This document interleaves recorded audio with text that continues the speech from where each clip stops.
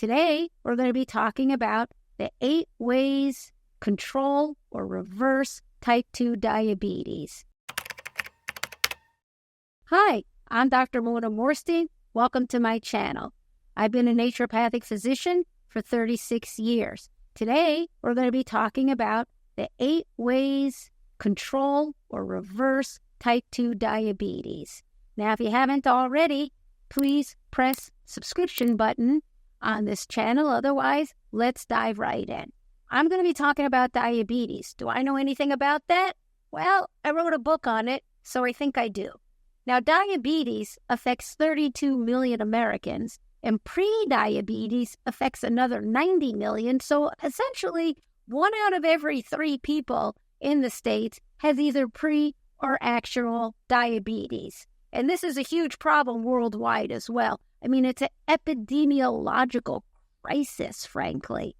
Now, I'm going to be talking about the 8 essentials to helping prevent, control, and reverse type 2 diabetes. Why not say cure? Because type 2 diabetes cannot be officially cured, because a person with type 2 diabetes can never get back to eating sweets and potatoes and spaghetti all the time without redeveloping type 2 diabetes. But it can be reversed and kept under full control doing the below modalities. And they're going to be diet, exercise, sleep, stress management, the gut microbiome, detoxification, supplements, and medication. So let's dive in. Essential number 1 is the diet.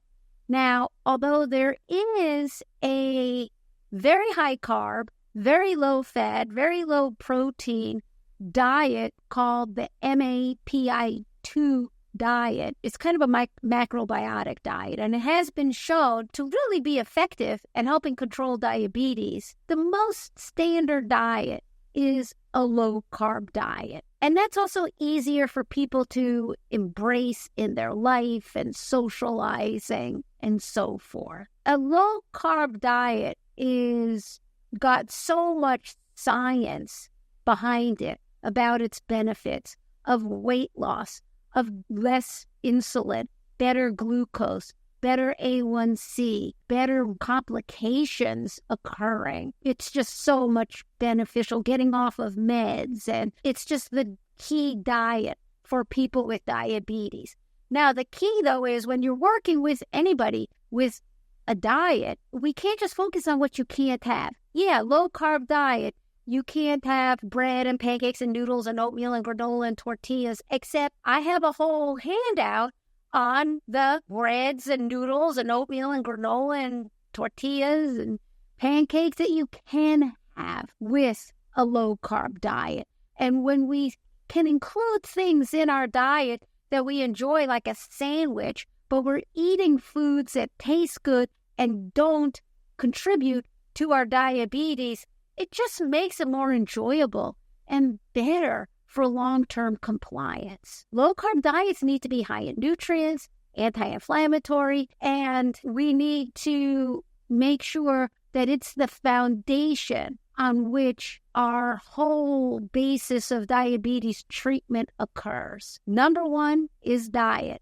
and that has to be the foundation. Now, number 2 is exercise, which is kind of equally a foundation. Muscles use a lot of the glucose in our body, and we, of course, use the glucose when we're working out, but just having muscles means sitting and resting. You're going to be burning more glucose, right? We need to create and commit to an exercise regimen with type 2 diabetes to make sure that we're burning calories, we're using glucose, we're developing muscles. And that's a concern, because sometimes with the diet and the weight loss, muscle loss can be a part of weight loss. So it's important to be using the muscles to make sure what we're losing is the fat and not the muscles. So we're talking about including aerobic exercise, such as jogging or treadmills. I have an elliptical machine in my study.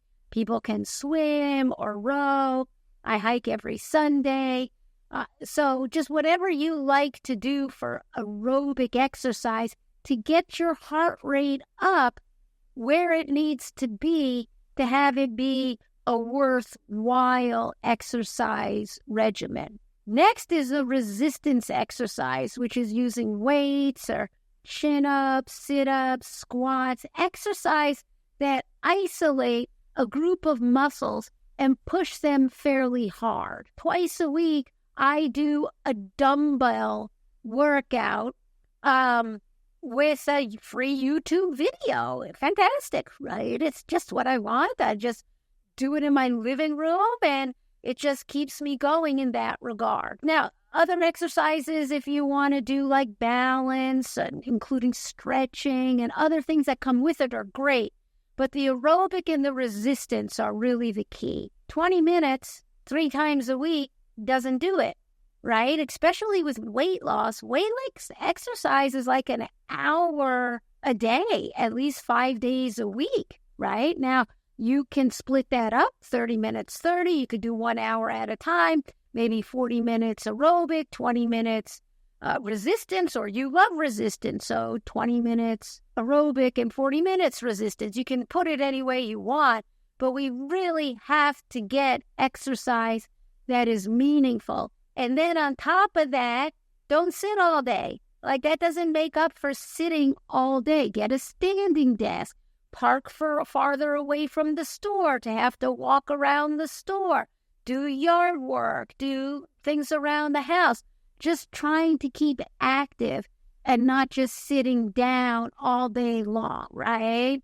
Dr. Levine from, I think, Mayo said that sitting is the new smoking, right? So we can't just sit all day. If you haven't been exercising for a while, it's really good to be analyzed by your practitioner and just see, do we need to have any cardiovascular workup, say with a cardiologist, just to make sure that it's safe for you to exercise, that your heart is strong, and it's going to be a really positive experience, except for being out of breath and getting in shape. That's not the funnest feelings in the world, but it happens sooner than you think. That's a really important part of diabetes control and reversal. Exercise is highly important, and combined with diet can be miraculous in getting diabetes reversed. And I hope you enjoyed this lecture. Thank you for showing up. Please like the button and also subscribe to my channel.